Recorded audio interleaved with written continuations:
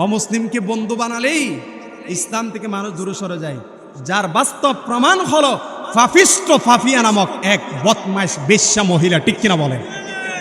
কাঠের জন্য ওই পোকা খারাপ জিনিস, আর ধর্মের জন্য ইসলাম বড়ই ক্ষতিকর। তিনি বলেছেন তামাক মানুষের শরীরের জন্য ক্ষতিকর। এটা তো আমরা মেডিকেল সায়েন্সের মধ্যে পেয়েছি। মানুষের শরীরের জন্য তামাক কি? কথা কয় না। তামাক মানুষের শরীরের জন্য কি ক্ষতিকর? তিনি বলেছেন তামাক যেমন মানুষের শরীরের জন্য ক্ষতিকর, ওই পোকা যেমন কাঠের জন্য ক্ষতিকর, ঠিক তেমনি ইসলাম নাকি ধর্মের জন্য ক্ষতিকর। নাউজুবিল্লাহ বলুন না। আরে ইসলাম ধর্মের জন্য ক্ষতিকর নয়, তোমার মতো বেশ্যা মহিলা বাংলাদেশের জন্য ক্ষতিকর। ঠিক কিনা বলো মুসলমান? সুতরাং এই দেশের মধ্যে ফাফিস্ট, এই দেশের মধ্যে পাগল ছাগলের এই দেশের মধ্যে আর খাওয়া নাই। ঠিক কিনা বলেন?